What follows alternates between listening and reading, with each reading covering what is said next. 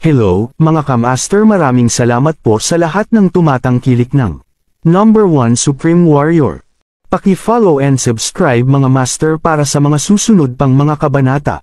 Number 1 Supreme Warrior. Kabanata 571. Goffod si Quill. Si Marshall Zane York ay papatayin ka upang maghiganti sa kanya. Master. Ako, sa kabilang banda, ay masisiyahan ako sa pakikipag-ugnay sa iyong babae sa hihijing ang aking tiyuhin. Paano ito tunog? Ang aking plano sa paghihiganti ay maganda, di ba? Panipi. Sa iyong mga pangarap, Fane chuckled, kahit na walang katatawanan sa kanila. Tiyak na mabaygo ka na malaman na hindi makidnap si Selena. Ay! Ginagarantiyahan ka na. Haha, mukhang tiwala ka. Sa palagay mo ba?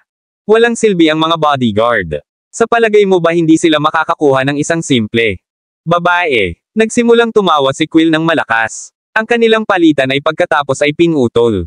Kapag tumunog ang telepono ni Fane, tiningnan niya ang tumatawag na ID at kinuha ito. Sigurado. Sapat na, ito ay Selena. Pinahihit niya ang loudspeaker. Mahal, ikaw ba? Sige. Mahal, nakilala ko ang ilang mga lalaki noong ako ay papunta na sa trabaho ngayon. At nais nila akong makidnap. Dapat sila ay mga bodyguard ng ilan. Random young master. Kailangan mong mag-ingat dahil pupunta sila. Salakayin ka, sagot ni Selena, pagkabalisa at fretting. Sa kabutihang palad, nagligtas si Dennis. Ako lang sa oras, at ngayon ayos lang ako. Nag-aalala lang ako tungkol sa iyo, aking ina. At ang iba pa, ayos ba sila? Anak na babae, si Zina at ako ay inagaw. Nagsimulang sumigaw si Fiona nang marinig niya ang tinig ng kanyang anak na babae. Ang mga sulok ng ang bibig ni Fane ay nag-ikot ng bahagya. Bakit kailangang sumigaw si Fiona? Sandali, hindi lang ba mag-aalala si Selena? Paano ito magiging Fane? Ina, at si Zina ay inagaw. Sino ang gumawa nito? Lumaki pa si Selena. Nababalisa. Alam lamang niya na ang taong ito ay lubos na kakilakilabot sa pagkidnap. Fiona at Zina. Matapat, mabuti kung inagaw lamang nila si Zina, Selena. Ay hindi man lang maligo kung namatay si Zina. Sa kasamaang palad, ang kanyang ina ay kinaladkad din. Sa gulo na ito, sa gayon ang kanyang pag-aalala ay lumala. Mahal, huwag kang mag-alala tungkol sa amin. Agad na nagsalita si Fane sa isang pagtatangka upang aliwin si Selena, magpatuloy ka lang. Ako. Dito upang maprotektahan sila, at tinanggal ko ang ilan sa kanilang mga kalalakihan upang mailigtas silang dalawa. Tatawagan kita pagkatapos na naayos ang lahat dito. Sige, maghihintay ako. Para sa iyong tawag, conceded ni Selena. Kailangan mong mag-ingat. Narinig mo ba? Siya, mabuti ang asawa ko. Napangisi si Fane ng matagumpay sa sandaling siya ay nag-hang up. Paumanhin, ngunit nabigo ang misyon. Pagkatapos ay lumingon si Fane kay Fiona. Huwag kang mag-alala.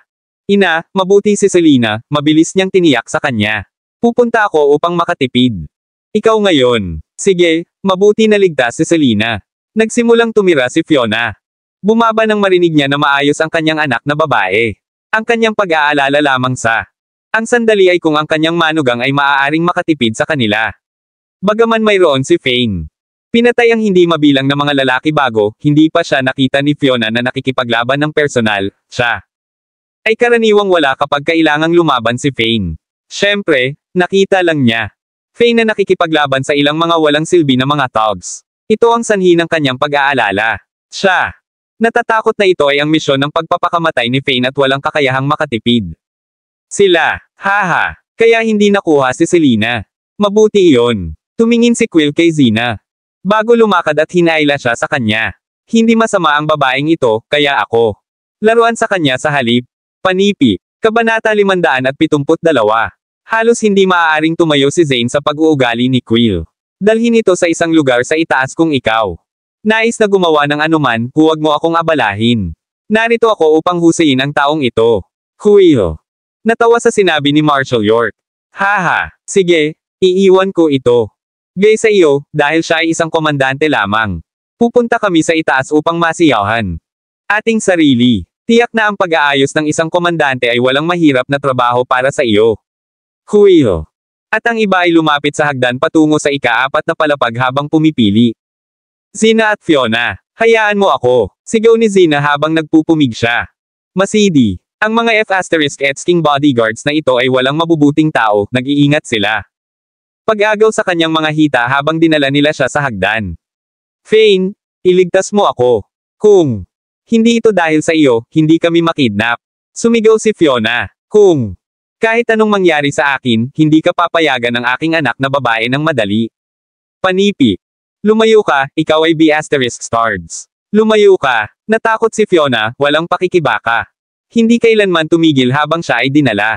Ang kanyang mukha ay naging mapatla mula sa pagiging nakakatakot at ang kanyang buhok ay naruffled dahil sa kanyang nahihirapan. Huwag kang mag-alala, pupunta ako sa lalong madaling panahon. Ang Fane ay bahagyang madali kapag dalawang bodyguard lamang. Nanatili sa pasukan habang ang natitira ay umakyat sa hagdan. Si Zane ay isang marshal, at kung nakita ni Zina at Fiona kung paano walang kahirap-hirap na maalis niya ang A. Marshal, sila ay nasa ilalim ng hinala na siya ay isang hari ng digmaan. Ito ay nakakapagod na ipaliwanag iyon sa kanila. Sa kabaligtaran, magiging mas madali. Upang ipaliwanag ang mga bagay kapag wala silang nakita. Tumingin si Zane kay Fane nang walang pag-iingat. Habang nagkomento siya, binata, hindi mo ito masisisi sa akin. Gusto ko lang patayin ka upang maghiganti sa aking Panginoon. Haha, ang iyong Panginoon ay Magnus Sutherland.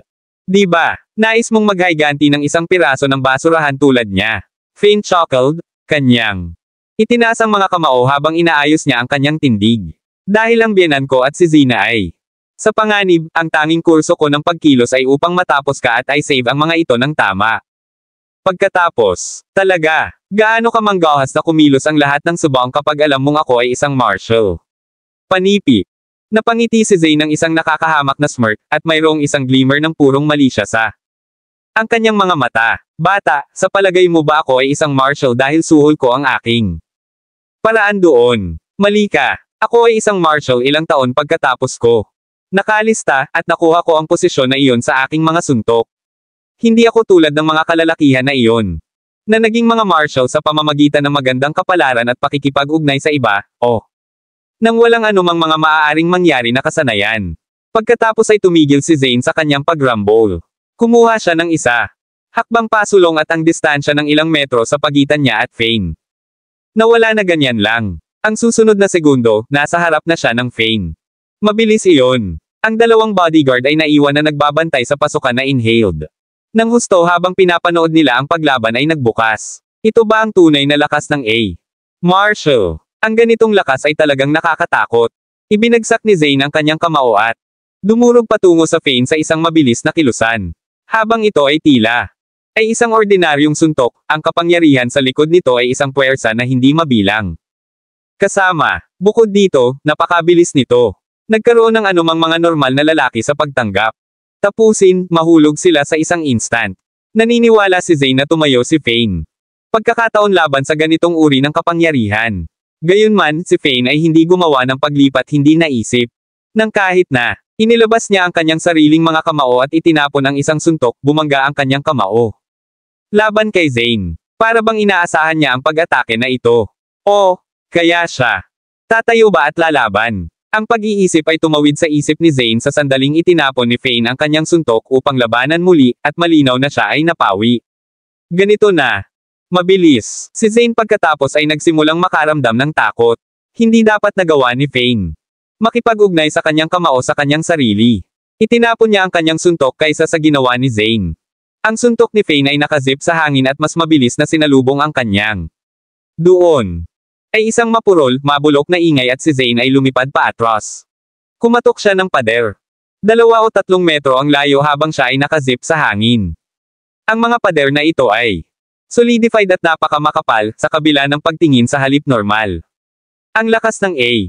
Ang normal na tao ay hindi kailanman maaaring kumatok sa pader. Kabanata 573. Si Zane, sa kabutihang palad, ay isang malakas at malakas na marshal. Kasama ang napakalawak na lakas na binuo niya sa kanyang mabigat na sanay na katawan, pinamamahalaan niya upang tumayo ng isang beses pa. Gayunpaman, ang nakababahala na epekto na dinanas niya. Nasugatan ang kanyang katawan ng masama. Nang tumayo siya, ang kanyang lalamunan ay nakaramdam ng isang matamis na matamis. Likido at samuka siya ng dugo. Naging mapatla ang mukha niya. Paano ito posible? Inaasahan ng 2 gwardya na makita si Fane na binugbog sa isang pool. Sila ay hindi, gayunpaman, handa nang makita si Zane na lumilipad sa hangin kasama si Fane lamang. Punch! habang siya ay tumayo ng hindi nasugatan. Para bang walang nangyari. Fane, tumayo siya ng perpekto pa rin. Ako imposible. Hindi ba why ikaw Commander? Umiling-iling si Zane, lubos na nabigla sa pag-turnout ng mga kaganapan. Si Fane ay nasa isang menacing smirk, at sumugod siya kay Zane tulad ng isang bolt ng kidlat. Hindi ito maganda. Itinaas ni Zane ang isang kamao nang mahuli ito ni Fane. Iba pa ni Fane. Ang libreng kamay ay hinawakan sa kanyang leeg, epektibong choking sa kanya at itinaas niya siya mula sa lupa sa hawak na iyon. Graw! Umungol si Fane bago bumasag. Zane laban sa sahig ng lahat ng kanyang lakas. Ang tunog ay sumigaw. Ang hangin at alikabok mula sa sahig ay tumaas sa mga ulap. Malawak ang mga mata ni Zane. Ang takot habang ang dugo ay umuusbong mula sa likuran ng kanyang ulo. Hindi ka. Commander, sino? Sino ka? Nagsalita si Zane. Sinipa ang kanyang. Mahina ang mga binti sa huling pagkakataon, namatay siya. Ang dalawang bodyguards ay tumingin sa ang bawat isa, umikot, at malapit ng tumakas. Fane noon. Tumayo, na may dalawang brick sa kamay. Itinapon niya ang parehong mga brick na may ganitong kapangyarihan, at sila. Ang kanilang mga ulo. Thump! Thump! Ang parehong mga bodyguard ay nahulog sa lupa, patay. Ano ang nangyayari sa ibaba? Kayo, bumaba at tingnan. Quill. Bart sa kanyang mga tauhan nang marinig niya ang mga sumisigaw ng dugo sa ibaba. Siya. Ilang beses na lang hinalikan si Zina at malapit nang alisin ang kanyang damit. Oo. Batang guro. Ang mga bodyguard ay maaaring tumanggo lamang at maglakad papunta sa hagdan, sa kabila ng nais na manatili para sa view. Thump! Thump! Tulad ng sila. Nakarating sa hagdan, dalawang bricks ang bumagsak sa kanilang mga ulo. Nahulog sila habang sila bled. Young Master, ang lalaking ito ay darating. Ang mga bodyguard ay labis na natatakot nang makita nila si Fane na bumangon. Ay si Marshal Zane. Hindi dapat tapusin ni York si Fane. Bakit buhay pa ang taong ito at makakapasa sa kanila? Paano yun posible? Si Quill ay tulad ng nakuha. Siya. Hindi inaasahan na si Fane ay mabubuhay pa at darating dito. Bam! Bam! Bam! Bolted pasulong si Fane, sinuntok ang isang bodyguard pagkatapos ng isa pa. Maaaring ipakita sa tulad ng isang petrolyo na paraan. Ang kanyang katawan ay muling nakakasama. Nakamamatay na hangarin. Kabanata 574. Sa sandaling ito, si Fane ay tulad ng isang bulldozer. Ang mga bodyguard ay nakapaligid sa kanya. Isa-isa, ngunit bumaba sila tulad ng mga langaw. Mabilis na nangyari ang lahat. At ang mga lalaki ay nahuhulog sa lupa, patay. Ang ilang mga tao ay halos mayroon silang. Ang mga puso ay sumabog, habang ang iba ay may mga butas na sinuntok sa kanilang dibdib sa isang lubos na nakakagulat na paraan. Ang tinatawag na Zane York ay wala. Labanan ng kapangyarihan habang siya ay matapang na inaangkin. Naglalakad si Fane sa isang kakaibang nakaka-relax paraan, isang ngiti sa kanyang mukha tulad ng ginawa niya. Dapat ay maging isang marshal dahil ng kanyang relasyon kay Magnus Sutherland. Paano ito posible? Ito ay napakasama. Ang ilan sa mga bodyguard ay natakot na ang kanilang mga binti. Nagsimulang nanginginig. Sa isang maikling panahon, 20 hanggang 30 sa kanila ang naiwan. F*6, maaari ba itong totoo? Na F*** King Zane ay lahat ay naiisip at pump sa akin sa lahat ng oras, at narito naisip ko na mayroon siya kung ano ang kinakailangan. Siya kahit na ipinagmamalaki na maaari niyang patayin ng mabilis si Fane. Ang takot ay sumiksik kay Quill nang makita niya ang kanyang mga kalalakihan na namamatay sa harap niya. Agad siyang kumuha ng baril at itinuro ito sa ang ulo ni Zina. Huwag lumipat, binata. Kung mas malapit ka, papatayin ako. Siya. Kinuha ni Quill ang kanyang ngipin at sinabi. Agad na tumigil si Fane sa paglalakad. Sa puntong ito, ang mga katawan ng mga patay na lalaki ay nakakalat sa buong sahig sa likuran niya. Huwag lumapit. Inalis ni Zina ang kanyang mga kamay sa takot bilang itinuro ang baril sa kanyang ulo. Inaasahan niya na iligtas siya, ngunit wala siyang ideya na ang batang master na si Zenos ay may baril sa kanya. Ito ay pagkatapos kapag ang isang pag-iisip ay nangyari sa kanya, si Fane ay malayo at mas malakas. Pagkatapos nito, ang anak ng hepe ng Diyos ng Dragon God ay may baril din sa kanya. Hindi. Ang taong iyon ay nais na patayin si Fane, ngunit iyon ay nabigo ng labis. Nasa sarili nito ay patunay ng kakilakilabot na katapangan ni Fane. Gayunpaman, ang kasalukuyang sitwasyon ay iba. Sa oras na ito, ang baril ay hindi tumuturo sa Fane, ito ay itinuro sa siya. F***6. Ang taong ito ay pinamamahalaang pumunta dito. Si Brother Octo ay din takot. Pinakawalan na niya si Fiona, at natakot si Fiona na. Nagtago siya sa isang sulok. Siya ay kulot at nanginginig, hindi nais na makita ang kaganapan. Iyon ay malapit ng magbukas. Ang huling bagay na inaasahan nila ay para kay Fane. Sumulong ulit. Ikaw, huminto ka doon. Hindi ka ba natatakot na papatayin ko siya? Panipi. Nang makita ni Quill si Fane na lumapit ng isang beses pa, ang kanyang dating naayos na puso. Nagsimulang tumulo muli sa takot. Haha, sinabi niya sa iyo bago siya. Outsider sa pamilya, di ba? Iginiit niya dati na hindi siya kasal. Ang pamilyang Taylor. Hindi siya asawa ni Ben, kaya maaari mo siyang patayin kung nais mo. Sa mabuti na lang ako. Nag-shock si Fane at tumigil sa paglalakad nang mapansin niya ang isang maliit na bato sa sahig. Wala siyang ibang paraan upang gawin ito ayon sa gusto niya. Patayin ng mga taong ito, ngunit hindi siya maaaring gumamit ng mga paraan na labis na laban sa kalikasan. Napahiya itong Fane. Kailangan niyang kontrolin ang kanyang mga kakayahan sa pakikipaglaban kaya si Xena ay hindi katumba sa kanya sa lakas ng mga martial o mga hari ng digmaan. Kung siya lumabas na masyadong malakas, hindi na niya maitatago ang kanyang pagkakakilanlan. Xena ay nagulat na agad siyang sumigaw kay Fane, Fane, ano ka na? Nagbibiro. Malapit na akong magpakasal kay Ben, at ayaw mong iligtas ako. Fine, bastard ka. Kita kong may sama ng loob laban sa akin. Hawak mo pa rin. Sa kung ano ang nangyari sa huling oras, di ba? Natawa lang si Fane. Hindi mahalaga kung ano, ikaw ay talagang isang tagalabas. Kinurot niya ang kanyang mga balikat, hindi nagkasala. At walang pag-iingat. Ang mga sulok ng bibig ni Quill ay bahagyang nanginginig. Kung iyon ang kaso, ang hostage ba sa kanyang mga bisig ay walang silbi. Nang marinig niya na kaya ni Fane. Huwag mag-abala tungkol sa kapalaran ni Xena, agad siyang sumigaw, Fane, makatipid. Siya ang asawa ng iyong bayaw. Paano ka magiging makasarili? Panipi. Kabanata 575. Pansamantalang natigilan, mabilis na nakuhang muli si Quill, at isang smirk ang nakarating sa daan. Ang mukha niya. Oo, siya ay isang tagalabas, ngunit ang iyong biyenan ay hindi, di ba? Siya.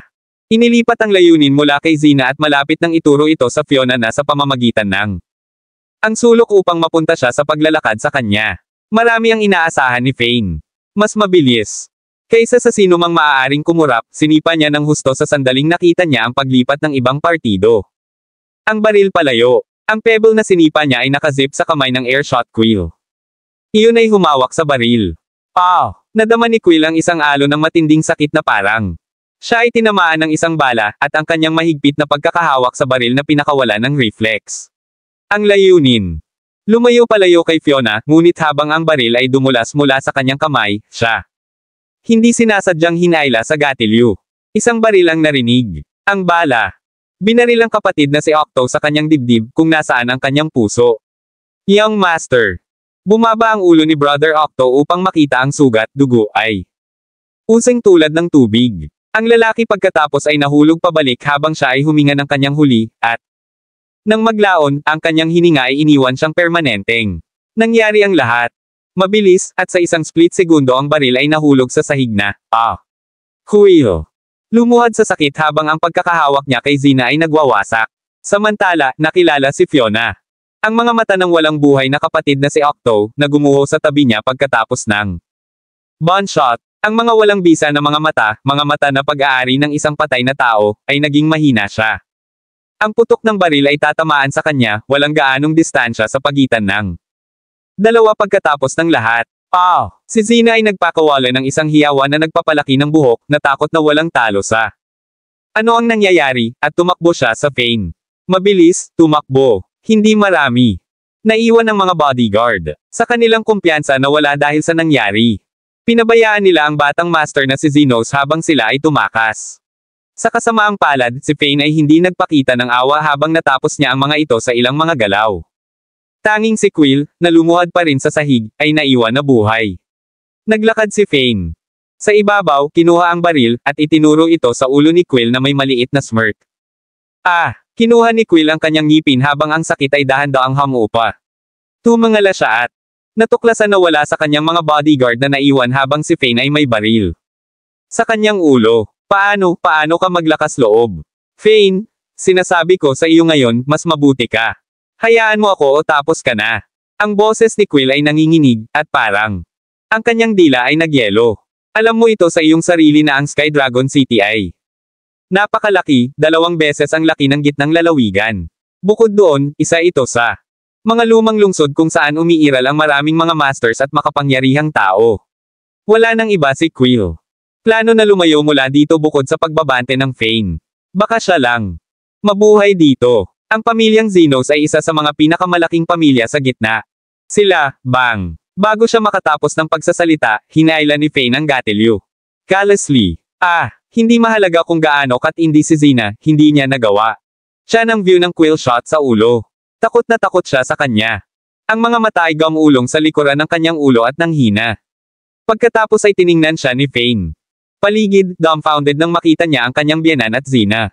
Nanghihina sa lupa. Bakit mahina ang dalawang ito? Kabanata 576.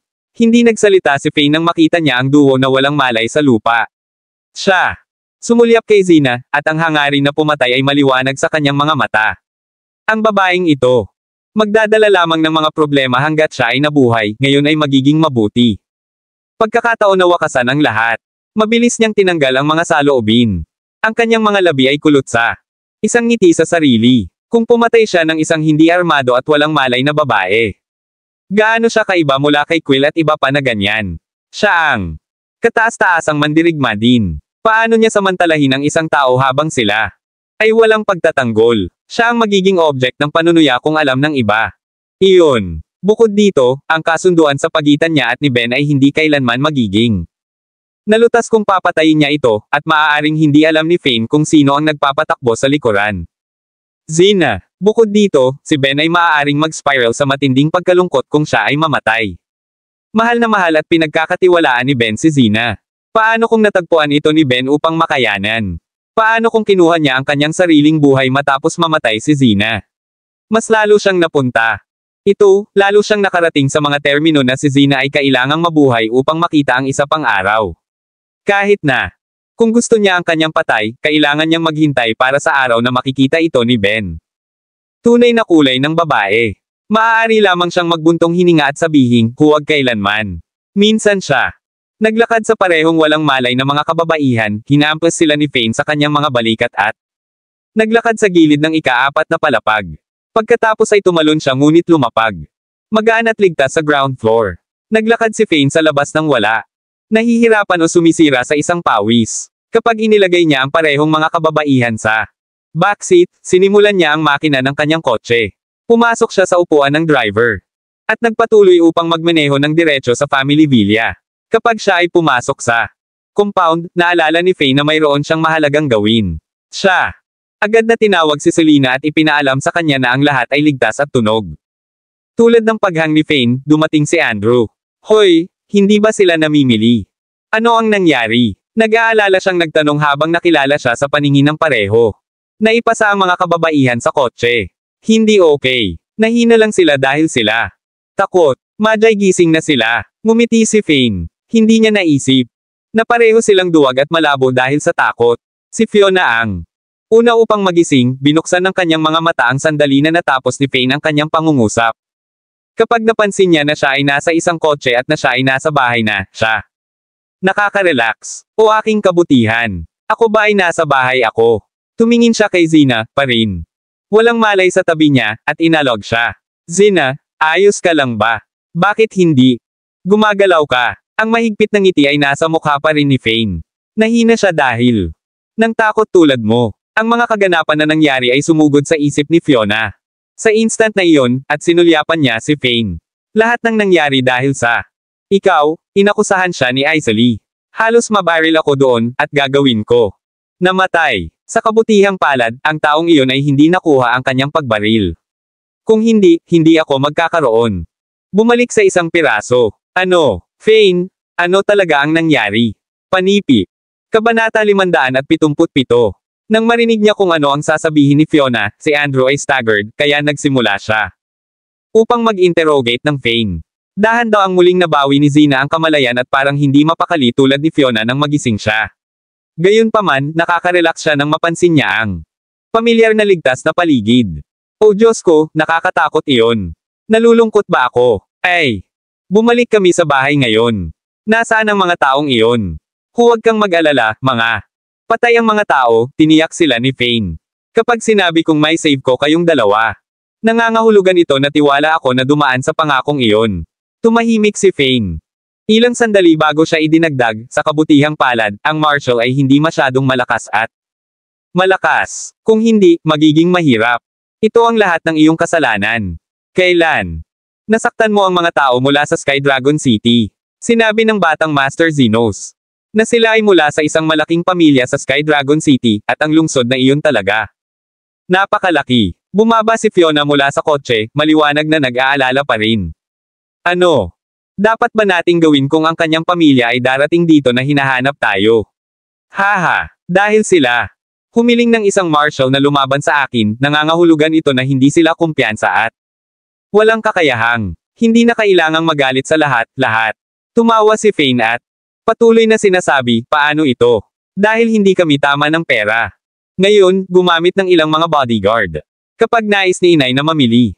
Ang hinaharap, magkaroon ng ilang mga bodyguard sa tabi mo at magiging mas ligtas ito. Ikaw. Hindi na makidnap ng madali. Maganda ang tunog. Dapat mayroon tayo. Nagtrabaho ng ilang mga bodyguard ng maaga. Gumamit ng ilang dagdag. Zina. Sa wakas ay bumaba mula sa kotse, nalulugod sa ideya na maaari niyang dalhin. Mga bodyguard tuwing aalis siya sa bahay sa hinaharap. Siya. Nagtataka kung gaano karaming mga nababalisa na mata ang maakit niya. Kailangan namin ng maraming pera upang gumamit ng mga bodyguard. Ang isa ay aabutin ng 10 hanggang 20. Libo-libo sa isang buwan, at mas mahal ito kung gumamit kami ng 1 dosenang mga bodyguard. Bukod doon, kailangan nating gumamit ng ilang manggagawa upang linisin ito. Tandang padamdam. Sa ngayon, mayroon lamang kaming Jenny, at kailangan niyang ipadala si Kylie sa paaralan. Ang kanyang nag-iisa ay hindi sapat dahil ito ay isang malaking bahay. Pagkatapos niyang pumunta sa pamamagitan ng kanyang mga saloobin, pagkatapos ay nagsalita si Fiona kay Fane, wala akong pakialam, dapat bayaran ito. Hindi mo ba sinabi na ikaw ay isang pinuno ng ulo? Dapat magkaroon ng 2 milyon sa kasong iyon. Gumastos ka lang ng 1,200,000. Libo-libo hanggang sa puntong ito, di ba? Dapat mayroon ka pa ring 80 milyong. Kaya dapat mong bayaran ang sweldo ng bodyguard. Oo, huwag kang mag-alala tungkol dito, ina. Sakupin ko ang lahat ng mga gastos. Maaari mong panatilihin ang pera na ibinigay ko sa iyo. Ngumiti si Fane at nagpatuloy na nagsasabing, sa pamamagitan ng paraan, hindi ko nalaman. Nauna ng insidente ngayon, kaya humihingi ako ng paumanhin na natakot ka nito. Panipi. Nakakatakot lang ba na ibinigay mo sa akin? Halos namatay kami ni Zina. Takot. Wala akong pakialam, ang isang bagay na tulad nito ay hindi dapat mangyari muli. Kung hindi, kukunin ko. Hihilingin ko kay Selena na hiwalayan ka. Galit na galit si Fiona habang tinatawid siya. Braso sa dibdib niya. Kung ang Marshal ay tunay na isang karampatang sundalo, si Zina at ako namatay na doon. Ina, huwag kang mag-alala. Tiyak na ang pamilyang Zenos hindi na darating upang maging sanhi muli ng problema. Humihingi sila ng problema. Kapag hinailan nila ang pagkabansot na ito. Tumango si Fane, at tahimik siyang sumang-ayon sa A. Desisyon na ginawa niya sa pag-iisip. Nagsimulang mag-relate si Fiona, dahan-dahan pa, bago may naalala siya. O hindi, ako, kailangan kong bumalik. Sinampal niya ang kanyang hita sa pag-aalipusta at handa nang umalis. Kinuha ng mga taong iyon ang aking mga pulseres, cash, at panunood. F***, kailangan kong bumalik sa kanila. Naramdaman ni Fane. Hindi mapakali tungkol sa proseso ng pag-iisip ng kanyang biyenan. Ina, lugar na iyon. Kailangang may seal ngayon. Bakit mo nais na bumalik?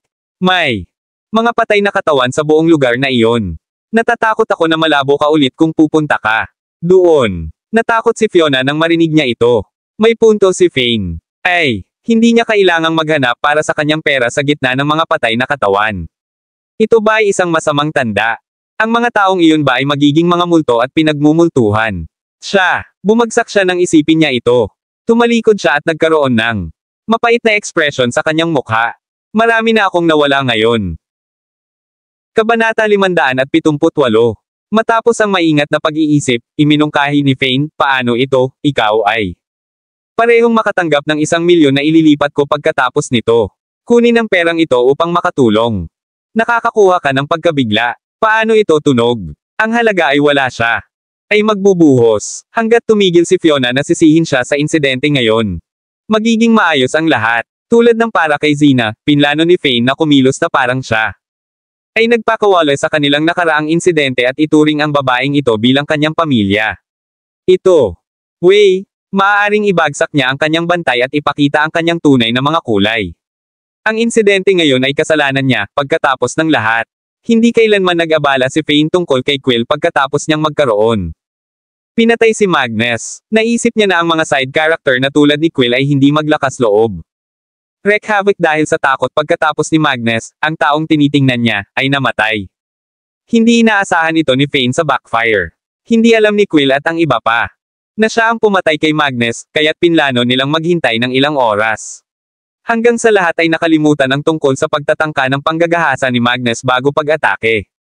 Siya, kailangan niyang i-credit ang ibang partido, napakatalino nila. Mayroon sila.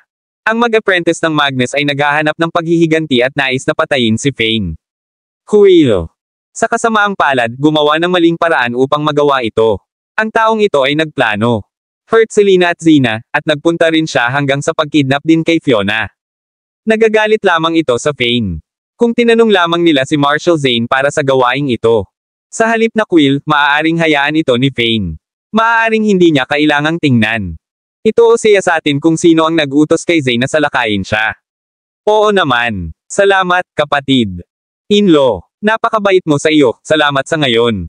Zane na halos tumalon sa tuwa nang marinig niya ito. Ito ay 1,000,000, at ito ay walang maliit na halaga. Hindi niya akalain na mabubuhay siya upang makita ang araw kung kailan bibigyan siya ni Fane ng pera. Tila madali si Fane sa kanya. Pagkatapos lahat, pinag-uusapan niya ang kanyang kasal kay Ben. Nagbibiro lang si Fane. Ang isa pang gabi sa hapunan nang nais niyang tingnan ang kanyang cellphone. Baka siya ay masyadong kinakabahan, binabagsak ito, at hindi ko maintindihan. Fane. Ngumiti. Bigyan mo ako ng iyong account, at ililipat ko ito kaagad sa iyo. Pagkatapos lahat, inagaw ka ngayon dahil sa akin. Kami ay magiging pamilya balang araw.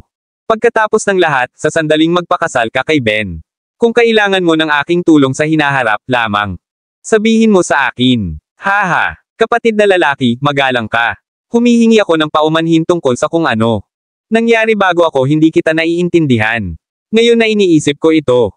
Sinadya mong sinabi ng mga salita na hindi mo ako pinapahalagahan at na ako ay isang outsider, nang ituro sa akin ng batang Master Zenos ang baril upang siya ilipat ang layunin sa ina. Natagpuan mo ang pagkakataong makagambala bilang baril. Inilipat ang layunin, tama ba ako? Tumawa si Zina. Paut niya ang kanyang pinong bibigsa. Gumawa ng pagmamahal na matamis. Kapatid na bayaw, parang wala ka na. Sa pamamagitan ng maraming problema. Iyon ang nangyari. Gayunpaman, maswerte kami na mas mabilis ka. Kung ikaw ay mas mabagal, ako ang magiging isang pagbaril. Fiona. Tinapik ang kanyang dibdib at naintindihan kung bakit inaangkin ni Fane na maayos ito kahit na pinatay si Zina. Sinabi ito ng taong ito na sadyang malito ang kaaway. Fane. Mabilis na inilipat ang 1,000,000 sa kanilang dalawa. Sa isang ngiti sa kanyang mukha, siya pinayuhan, ina, pinakamahusay na kung hindi ka lalabas ngayon. Kahit na sa tingin ko ito ay ligtas, pareho kayong natakot ngayon, kaya pinakamahusay na kung magpahinga ka. Well, sa bahay. Pupunta ako sa personal na kumpanya ng seguridad at gumamit ng ilan mga bodyguard. Maaari kayong maghintay hanggang dumating ang mga bodyguard ngayong hapon o bukas bago mamili. Siyempre, ikaw ang aking mabuting manugang. At nakikinig ang ina sa anumang sasabihin mo. Salamat sa ngayon. Kung hindi, para sa iyo, si Inay at Zina ay masasaktan ng mga bastards na iyon. Bamantong hininga. Napakahusay na magkaroon ng isang sundalo bilang isang manugang. Walang masyadong mapanganib kung kailan ang aking manugang ay maaaring iligtas ako kahit na ano. Ngumiti si Fiona nang siya nakita ang teksto ng abiso na 1,000,000 ang inilipat sa kanyang account. Ang takot sa kamatayan ay tila sumangga sa manipis na hangin. Sa halip, ito ay pinalitan ng kagalakan ng pagkamit ng isang kapalaran. Salamat, bayaw. Tama ang sinabi mo. Opisyal kaming maging pamilya sa hinaharap, at kami dapat sumama. Panipi. Kabanata 579. Ang nasisiyahan na si Zina ay nagbigay kay Faye ng isang malawak na pagngisi sa sandaling nakuha niya ang pera.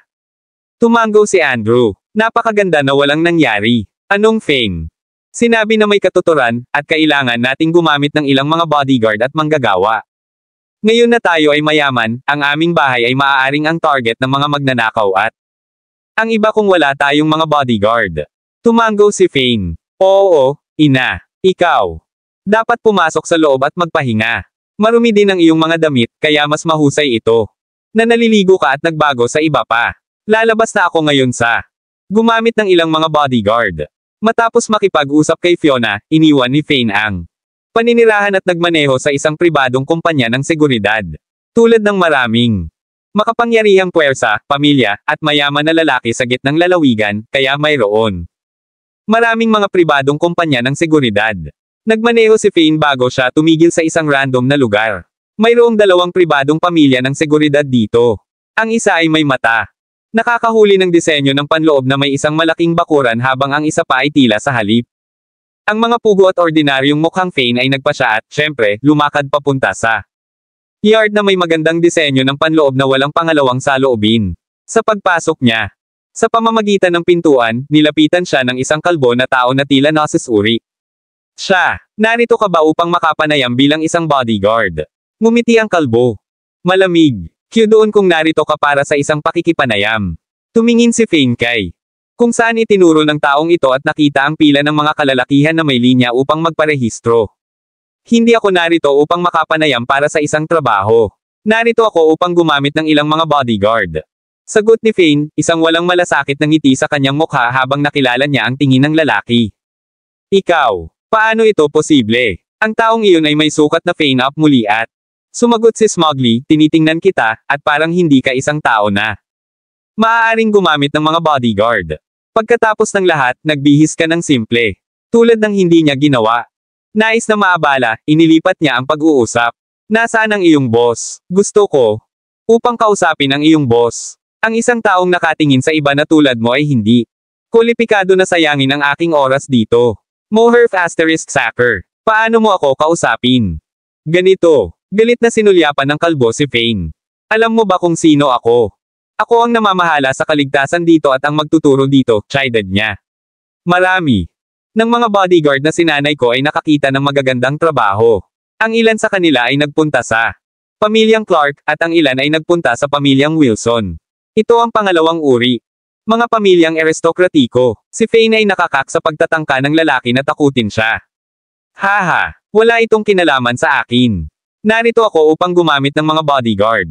Panipi. Kinuha siya ni Faye habang naglalakad palayo at hindi pinansin ang kalbo. Gawin.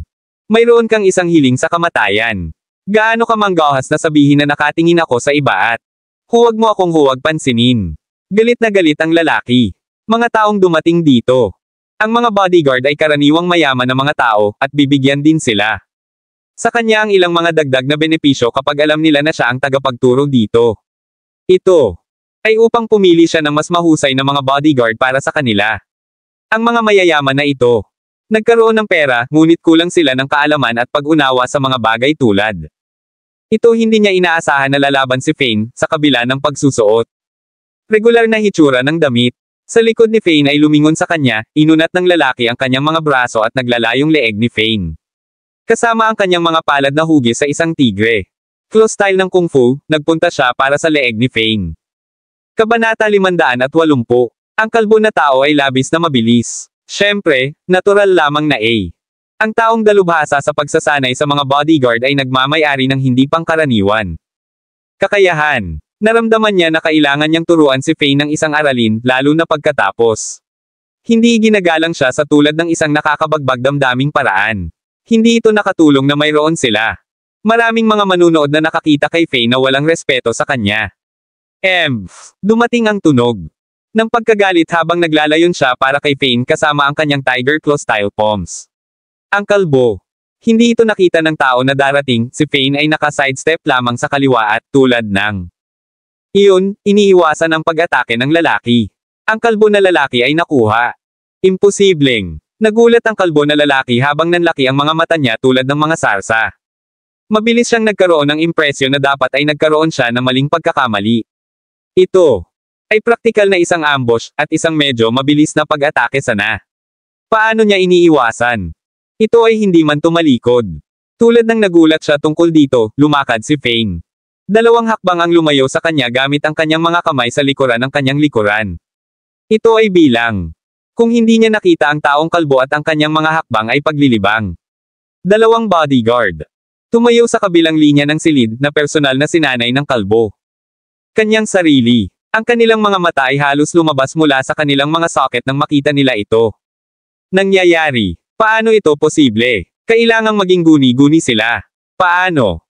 Maaari bang mabaygo ang kanilang tagapagturo na mahuli ang isang tao na lumingon sa kanya? Nagdilim ang mukha ng kalbo nang marinig niya ang bulalas mula sa kanyang mga alagad. Tumagal siya ng 2 hakbang upang makahabol kay Fane. Sa oras na ito, pareho siyang hinuhubog. Mga kamay sa isang paraan na tulad ng claw at naglalayong para sa Fane. Gayunpaman, Fane. Sidestep sa kanan nang ibalot niya ang kanyang kaliwang palad at gagawin ni Fane. Sidestep sa kaliwa ng ang kalbo na lalaki ay umikot sa kanang kamay. Aghast siya. Nagpa siya na i-swing ang parehong mga kamay papunta sa Fane tulad ng handa siyang magmadali. Biglang nahulog si Fane. Thump!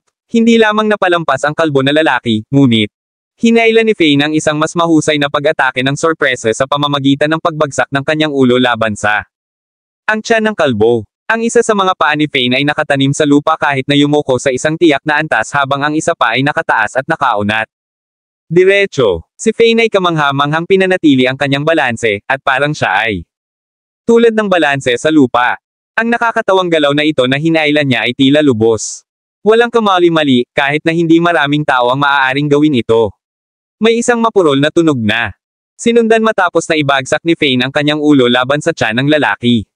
Ang puwersa ng pag-atake ni Fane ay nagpadala ng lalaki na nag-aalsa ng ilang mga hakbang pabalik bago siya maaaring patatagin ang kanyang sarili. Hindi ito maaaring. Walang paraan na maaari kang tumayo. Ako, ang kalbo na tao ay nakakita ng pula tulad ng dati. Sa puntong iyon, ang kanilang scuffle. Nakakaakit ng higit pang mga manunood kahit na mula sa mga pumila para sa pakikipanayam. Naiintindihan, ito ang naging pakiramdam sa kanya. Habang pinakawalan niya ang isang galit na galit. Hinawakan niya ang kanyang mga kamay ng magkasama sa isang malaking kamao tulad ng isang malaking martilyo at tumalon. Sa hangin. Tumalon siya ng ilang metro ang taas at bumagsak patungo sa Fane, galit. Labis ang kanyang pagkatao. Inaakala kong wala ka ng punan, ha? Fane ay nakipag-ugnay sa walang tigil na pag-atake ng taong ito. Kung siya ay isang walang kaparerekan na uri ng tao habang siya ay inaatake, ang taong kalbo na ito ay magiging isang goner sa ilang segundo lang. Kung si Fane ay naging katulong na katumbas ng komandante, ang tao ay namatay pa rin. Alam ni Fane na ang mga tumakbo ay ang personal na kumpanya ng seguridad ay nabak ng mga taong may malaking kapangyarihan. Siya ay alam na kung siya ay pinatay, hindi ito magiging isang malaking pakikitungo. Balad ni Fane ang kanyang fist ng mahigpit, at ang enerhiya na ginamit niya sa oras na ito ay halos 2 beses na higit pa sa ang enerhiya na ginamit niya dati. Slam! Maraming salamat mga ka-master sa walang sawang pagsusubaybay. Isang like, share, and subscribe naman dyan mga ka-master. Abangan ang susunod pang mga kabanata.